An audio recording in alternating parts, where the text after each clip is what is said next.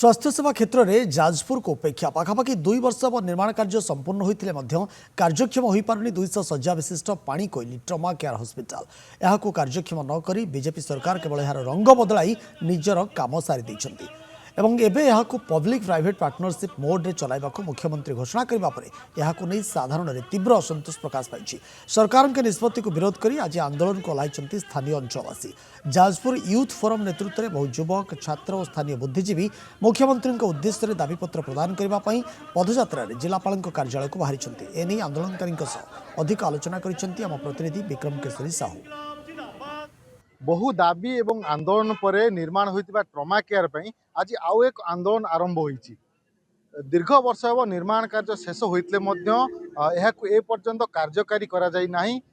एहाकु नै बहुबार आंदोलन पर गत किछ दिन तले मुख्यमंत्री एहाकु पीपीपी मोड रे चलाय पई घोषणा करथिले। तेबे सरकार को एई निष्पत्ति को नहीं आज जाजपुर यूथ फोरम और स्थानीय अंचल अनेक अंचलवासी एकत्रित होई आज आंदोलन को ओह्लाइछंती एवं सरकार को उद्देश्य रे मुख्यमंत्री को उद्देश्य रे जिलापाल को आज एक स्मारक पत्र मध्य प्रदान करा जिवो। तबे काहेकि आंदोलन आम सहित आज अछंती यूथ फोरम रो कर्मकर्ता माने एका काहेकि आज ये आंदोलन काहेकि आपण आज राजरास्ता बुलाइछंती देखंतु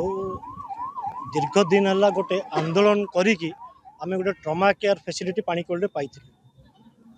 काम सब सरी जाइछि, सब काम 2 वर्ष रु अधिक समय सरीलानी, किंतु हठात आमे दिने देखिलु मुख्यमंत्री महोदय यही ट्रमा केयर को गोटे कंपनी हाथ को टेकी देइछंती। गोटे पीपीपी मोड रे करियो बोली गोटे ईस्ट इंडिया कंपनी हाथ टेकी देइछंती। 101 कोटी टंका व्यय निर्माण होइतिबा साधारण लोक खटिकिया मेहनती मनुष्य दिन मजूरियार टिकस रे तयारी होइतिबा टिकस रे तयारी ट्रमा केयर को गोटे ईस्ट इंडिया कंपनी हाथ टेकी देइछंती। ईस्ट इंडिया कंपनी जेबे गोटे कंपनी जो गोटे चिकित्सालय चलेबो सेठी सागुणा बिलुआ मान चिकित्सक हे आउ साधारण मनुष्य सब पलटिबे आ जो रोगी आसीबो से जो भरोसा आसीबो से भरोसा तार एठी किछि रहिबो नाही। तेणु तार प्रतिवाद करी आज जाजपुर यूथ फोरम जाजपुर जिल्लार कोण अनुकोण विभिन्न छात्र नेता युव नेता माने आज प्रतिवाद रे सामिल होइछंती। आमर निष्पत्ति आमे आज गोटे शांतिर सलिता नहीं पदयात्रा करी जिलापाल महोदय को भेटबू एवं माननीय मुख्यमंत्री उद्देश्य रे गोटे स्मारक पत्र देबू। किंतु ये परोक्ष चेतावनी दे जाउछु आज जदि आगामी दिन में निष्पत्तिर पुनर्विचार न हुए निष्पत्ति न बदल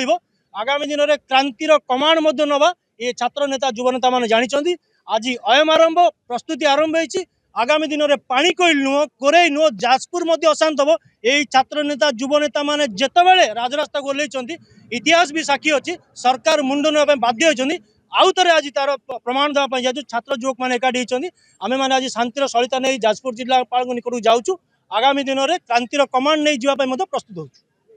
2 वर्ष बार निर्माण कार्य सरलानी किंतु कहीं आज पर्यंत सरकार कार्यक्षम कर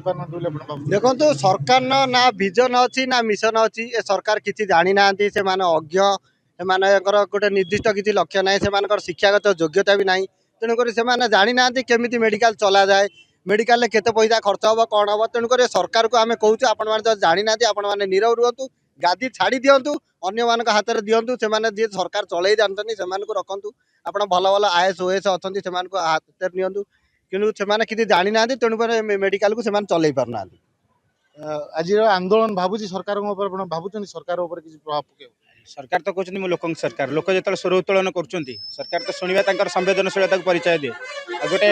सरकार गोटे भल सरकार से जो तार उत्तरदायी रकाउंटेबिलिटी तो उत्तरदायित्व रहा दरकार जो युवक आ छात्र मैंने स्वर उत्तोलन कर प्रभाव कहीं न पड़ो से कहते प्रकृत में से लोक सरकार अनेक लोक शुणुंट अनेक लोक देखुं आम जो कथा कहूँ तार लजिक कौन अच्छी तार केते युक्तियुक्तता अच्छी से परीक्षा करूँ और जदि ठीक बोली समस्त लोक भावुं सठिक बोली निश्चित भाव में से शुणा कथा।